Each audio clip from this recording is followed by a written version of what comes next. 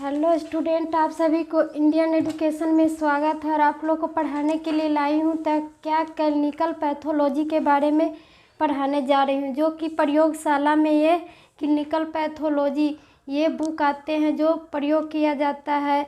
तो उसमें यही है क्या, तो जांच संबंधी आते हैं ये बुक, तो इसी को क्या कहेंगे, तो क्लिनिकल पैथोलॉजी कहते हैं। तो क्लिनिकल पैथोलॉजी में आज क्या पढ़ना है, तो हीमेटोलॉजी के बारे में पढ़ना है, रक्त विज्ञान के बारे में पढ़ना है कि रक्त विज्ञान किसको कहते हैं।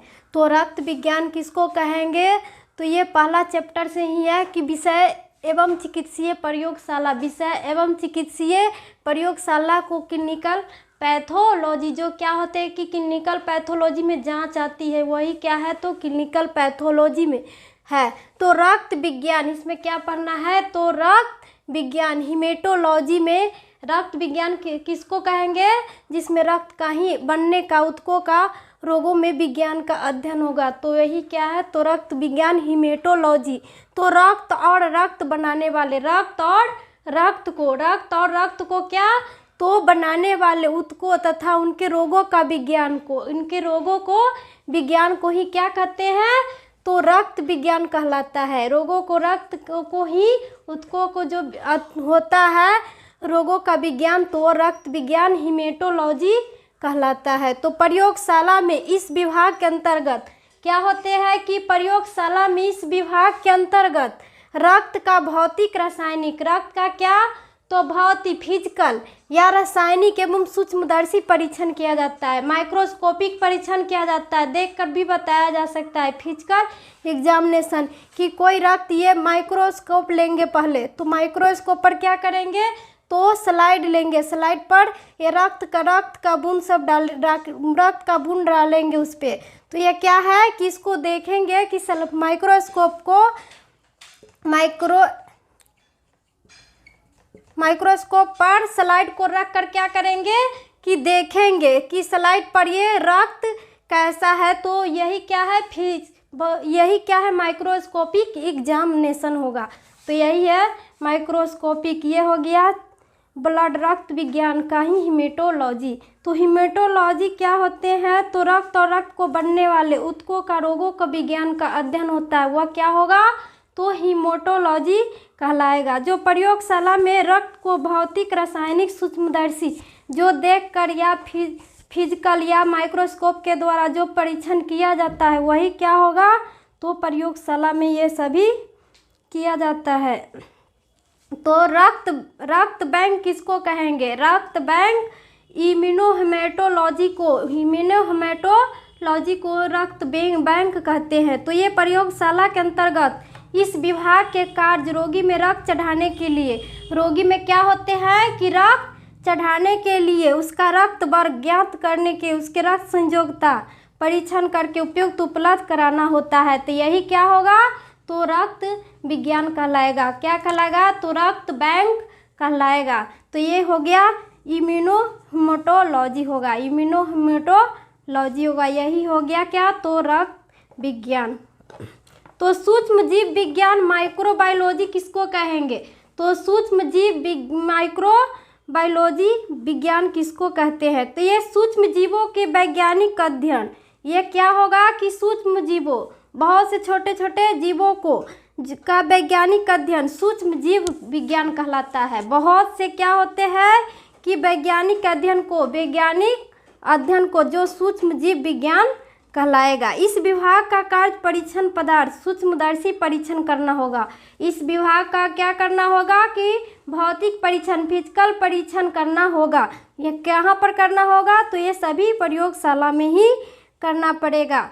तो रोग उत्पादक सूक्ष्म जीवों की पहचान करना होगा, और रोग उत्पन्न करने वाला सूक्ष्म जीवों को क्या करना पड़ेगा, तो पहचानना पड़ेगा। तो यही क्या है, जीवाणु का पहचानना। तो इसमें जीवाणु, बैक्टीरिया, कवक, फंगस ये सभी आते हैं। तो पैरासिटियस परजीवियों का भी परीक्षण किया जाता है। इस 3 उपविभाग होगा, ये सभी का क्या होते हैं, तो ये सभी जीवाणु है। और इसको क्या करेंगे, तो ये सब का विभाग भी होते हैं, 3 उप विभाग होते हैं। 3 क्या होते हैं कि उप विभाग होते हैं।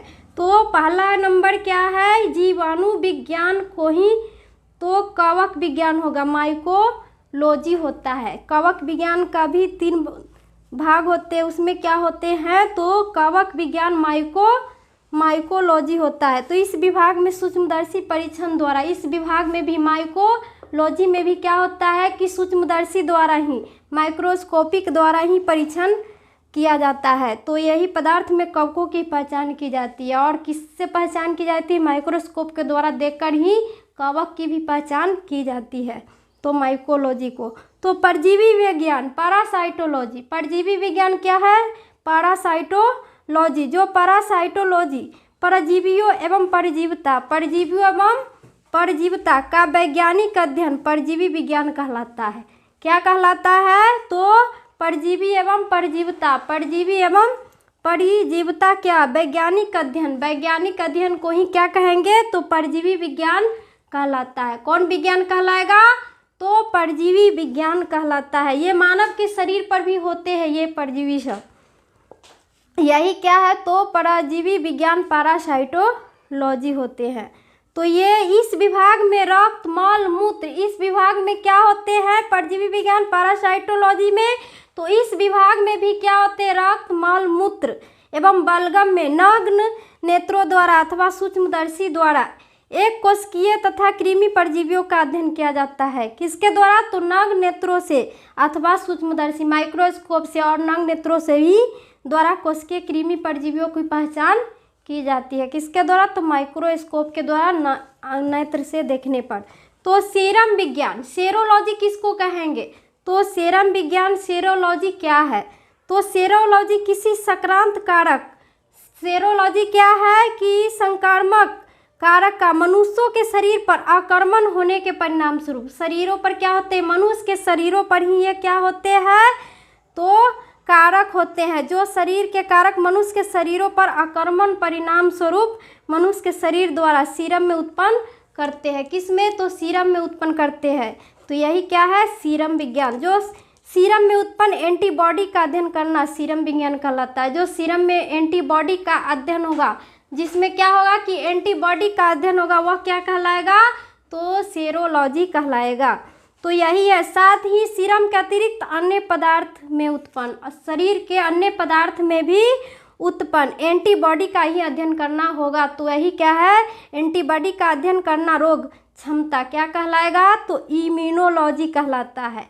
ये जो शरीर पर जो अध्ययन किया जाएगा एंटीबॉडी का, किसका, तो एंटीबॉडीज का, तो वही क्या कहलाएगा, तो इम्यूनोलॉजी कहलाता है। ये इम्यूनोलॉजी कहलाएगा। तो इसमें रोग क्षमता की सभी पहलुओं का अध्ययन करता है। इसमें भी रोग का क्या होता है कि सभी पहलुओं को अध्ययन करता है। The study of all species immunity, तो इस प्रकार से उपरोक्त दोनों में ही एंटीजन बॉडी क्या होते हैं कि इस प्रकार से भी दोनों में एंटीबॉडी का इम्यूनोलॉजी प्रतिक्रिया का अध्ययन किया जाता है। किसका, तो इम्यूनोलॉजी प्रतिक्रिया का ही अध्ययन किया जाता है। यह याद रखने के लिए है कि एंटीबॉडी के प्रकार का पता लगाकर, यह क्या है कि एंटीबॉडी को पता लगाकर, यह याद रखने वाला है कि एंटीबॉडी को पता लगाकर उससे उत्पन्न करने वाले संक्रामक कारक, उससे उत्पन्न करने वाले एंटीबॉडी से जो उत्पन्न करने वाले कारक होते हैं, क्या होते हैं, तो उत्पन्न करने वाले एंटीबॉडी से जो कारक होते हैं जीवाणु आदि का पता चल जाता है। और एंटीबॉडी से ही किसका पता चलेगा, तो कारक का। किसके, तो मनुष्य के शरीर पे कौन कौन कारक होते हैं, तो एंटीबॉडी से ही पता चल जाता है। तो यही क्या है, सीरम विज्ञान, सेरोलॉजी। अब क्या पढ़ना है, तो चिकित्सीय विकृति विज्ञान, चिकित्सीय विकृति विज्ञान, क्लिनिकल पैथोलॉजी। चिकित्सीय विकृति विज्ञान को ही क्या कहते हैं, क्लिनिकल पैथोलॉजी। जो कहाँ पे, तो प्रयोगशाला में, जो कहाँ पे, तो प्रयोगशाला में परीक्षणों के द्वारा, किसके द्वारा, जांच के द्वारा किसी रोग के निदान में मदद करते हैं। किसी रोग के निदान में क्या करेंगे, तो मदद करेंगे, करने के लिए प्रयोग आने वाला, मदद करने के लिए क्या होगा कि चिकित्सीय विज्ञान में वह प्रयोगशाला में प्रयोग करने के लिए आने वाले विकृति विज्ञान को ही क्या कहेंगे, तो चिकित्सीय विकृति विज्ञान या क्लिनिकल पैथोलॉजी कहा जाता है। जो चिकित्सीय प्रयोगशाला के इस विभाग में शरीर तरलों तथा मल का सूक्ष्मदर्शी परीक्षण करके रोग की पहचान की जाती है। किसकी पहचान की जाती है? तो रोग की पहचान की जाती है। किसके द्वारा? तो मल को सूक्ष्मदर्शी परीक्षण माइक्रोस्कोप के द्वारा परीक्षण करके देख करके। यही क्या है? तो क्लिनिकल पैथोलॉजी, जो प्रयोगशाला में जो होता है प्रयोगशाला में की जांच को किया जाता है, मल मूत्र ये सभी, तो यही क्या है? Clinical pathology. तो रोग निदान हेतु सूक्ष्मदर्शी परीक्षण, रोग निदान के लिए सूक्ष्म माइक्रोस्कोपिक परीक्षण करते हैं। तो ये क्या है कि पहला में मूत्र परीक्षण से किए, क्या है कि मूत्र परीक्षण से किसकी पता चलती है रोग को? तो किडनी के रोग का। मूत्र के परीक्षण से किसकी पता चलती है? तो किडनी वृक्क रोग का। पर मस्तिष्क मेरुद्रव, ये सर्वस्पाइनल फ्लूइड का परीक्षण करके किसका पता चलेगा? तो मस्तिष्कावरण शोथ को, मेनिंजाइटिस का निदान का ही पता चलता है। किससे? तो परिमस्तिष्क मेरुद्रव से ही मस्तिष्करण शोथ मेनिंजाइटिस का निदान होगा। ये सभी क्या है? तो माइक्रोस्कोप के द्वारा ही निरीक्षण करके देखा जाता है। किस में? तो ये सभी लैब में ही, प्रयोगशाला में देखा जाता है। तो यही है क्या? तो चिकित्सीय क्लिनिकल पैथोलॉजी। तो बीर्ज परीक्षण से भी मनुष्य की जन्म क्षमता का निदान होता है। बीर्ज परीक्षण से किससे?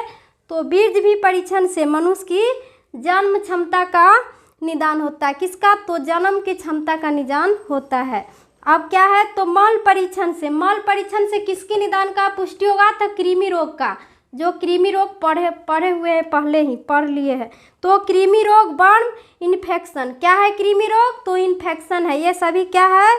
तो इन्फेक्शन है। एवं आंतरीय रक्तस्राव, इंटरनल हेमरोहेज आदि का निदान किया जाता है। ये आंतरीय रक्तस्राव का ही निदान किया जाता है मल परीक्षण से। कृमि रोग का, वर्म का, हुक वर्म का, ये सभी का परीक्षण किया जाता है। तो चिकित्सीय जीव रसायन विज्ञान, चिकित्सीय जीव रसायन विज्ञान किसको कहते हैं? तो ये क्लिनिकल बायोकेमिस्ट्री है। ये क्या है? तो क्लिनिकल बायोकेमिस्ट्री है। चिकित्सीय जीव रसायन विज्ञान क्या है? तो क्लिनिकल बायोकेमिस्ट्री है। तो इसमें बहुत से तरलों, बॉडी का फ्लूइड जैसे प्लाज्मा, बॉडी का फ्लूइड जैसे क्या होते हैं?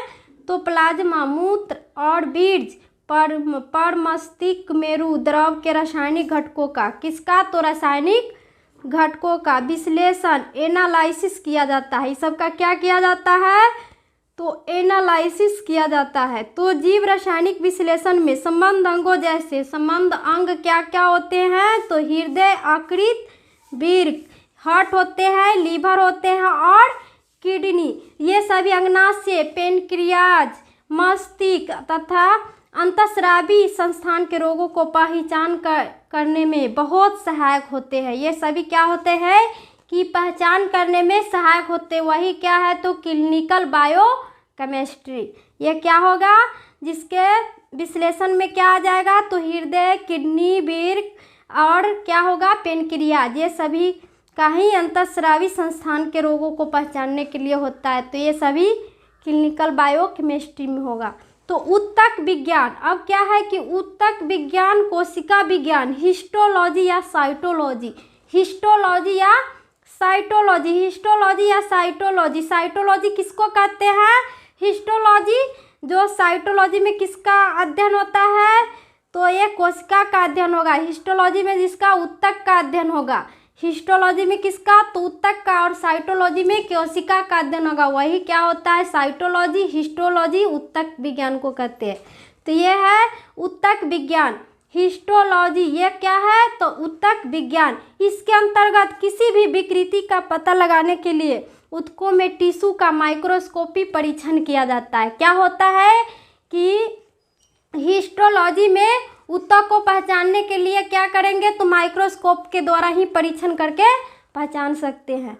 तो परीक्षण किया जाएगा। तो इसमें हिस्टोक्नोलॉजिस्ट ऊतकों का स्थिरीकरण करते हैं। इसमें क्या होते हैं कि हिस्टोक्नोलॉजिस्ट ऊतकों का भी स्थिरीकरण करता है। तो इन्हें पतली पतली फंकों खंडों में बंटता है। यह कैसी बंटता है?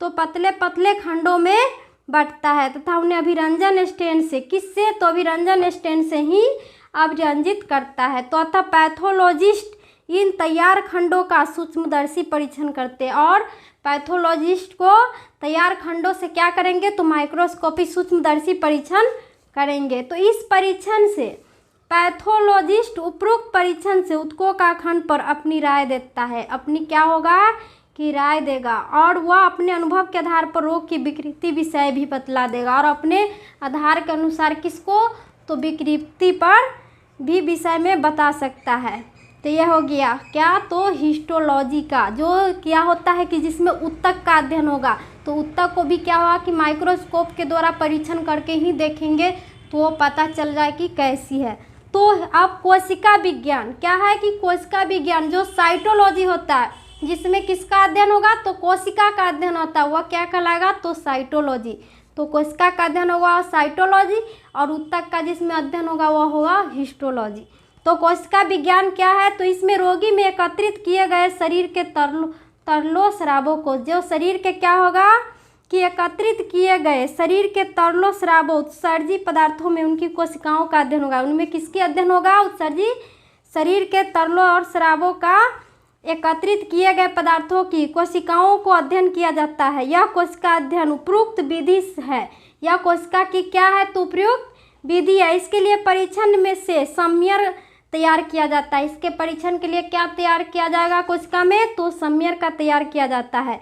तो इससे स्थिर भी किया जाता है, और इससे क्या किया जाएगा, तो स्थिर किया जाता है। तत्पश्चात इसका अभिरंजन करके, इसके अभिरंजक स्टेन करके, तो माइक्रोस्कोप के स्टेज पर रखकर क्या करेंगे, तो माइक्रोस्कोप द्वारा परीक्षण करेंगे। क्या करेंगे, तो माइक्रोस्कोप के द्वारा देखेंगे। क्या करके, तो सम्यर बना लेंगे। उसके बाद क्या करेंगे, तत्पश्चात अभिरंजन करेंगे। अभिरंजन कर और माइक्रोस्कोप पर स्टेज पर रखकर माइक्रोस्कोप द्वारा क्या करेंगे, तो इसको परीक्षण करेंगे। तो यही क्या है, कोशिका का विकृति विज्ञान, कोशिका विज्ञान साइटोलॉजी।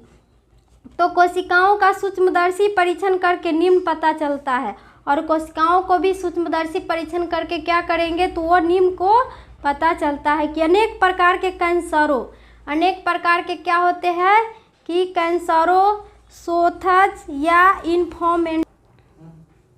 अब तो अधिकांश उन कोशिकाओं का अध्ययन किया जाएगा कि जो ऊतकों से झड़ जाती है, जो ऊतकों से क्या होती है, तो झड़ जाती है। इनका अध्ययन करने से कैंसर, सोथज या तथा हरांसी प्रक्रियाओं का विशेष ज्ञान होता है। क्या हो जाता है कि कैंसर का विशेष ज्ञान हो जाता है। किससे, तो ऊतक को झड़ जाने से। ऊतक को क्या हुआ, टिश्यू को झड़ने से कैंसर का ही निदान होता है। तो सीरा छेदन विभाग क्या है कि सीरा छेदन विभाग, तो when section department, when section department को सीरा छेदन विभाग कहते हैं। तो इस विभाग में रोगी का रक्त सीरा का छेदन कर एकत्र किया जाता है। रोगी के सीरा को छेदन करके क्या किया जाएगा, तो एकत्र किया जाता है। तो चिकित्सीय प्रयोगशाला की विशेषताएं, चिकित्सीय प्रयोगशाला की विशेषताएं क्या होगी, तो चिकित्सीय प्रयोगशाला की विशेषताएं होगी कि एक चिकित्सीय प्रयोगशाला में निम्न विशेषताएं होनी चाहिए। एक चिकित्सीय प्रयोगशाला में क्या होगी कि निम्न विशेषताएं होनी चाहिए। तो एक चिकित्सीय प्रयोगशाला की मूल आवश्यकता है, क्या है कि चिकित्सीय प्रयोगशाला में भी मूल आवश्यकताएं होती है। तो एक आदर्श प्रयोगशाला के निम्नलिखित वस्तुओं की आवश्यकता भी होती है। निम्नलिखित वस्तुओं को प्रयोगशाला में क्या होती है कि आवश्यकता भी पड़ती है। तो कार्य हेतु बहुदराजी मेजें, कार्य हेतु क्या होगा कि प्रयोगशाला में तो ये बहुदराजी मेजें लगाना होगा। ऊपरी जल में भारा टैंक होगा, ऊपरी जल में क्या होगा कि भारा टैंक होगा। और भौतिक रासायनिक तुलनाएं होगा, और भौतिक रासायनिक क्या होंगे, तो तुलनाएं होंगे। फिजिकल एंड केमिकल बैलेंस होगा। तो ये होगा। रेफ्रिजरेटर भी होता है, क्या होता है कि रेफ्रिजरेटर, इंक्यूबेटर, थर्मामीटर, रक्त संचय के लिए इंजेक्शन की खाली बोतल, रक्त संचय के लिए क्या होते हैं कि खाली बोतल भी होते हैं, थर्मामीटर भी होते हैं, रक्त संचय के लिए इंजेक्शन की खाली बोतल, अभिकर्मक रजिस्ट्रेशन भी होते हैं। तो अभिकर्मकों का रिजेंट को रखने के लिए शेल्फ होता है, और अभिरंजक स्टेन भी होते हैं, अभिरंजक स्टेन भी होते हैं। सूक्ष्मदर्शी माइक्रोस्कोप होते हैं, और माइक्रोस्कोप, स्लाइड कवर, सीरम लक्षण परीक्षण के लिए कैविटी स्लाइड है। सेंट्रीफ्यूगल बिजली एवं हाथ से चलाने वाली होती है। सेंट्रीफ्यूज रक्त कोशिका मापी यंत्र, हेमेटोसाइटोमीटर का ही ये सभी होते हैं। ये सभी क्या है? तो ये सभी विकर है।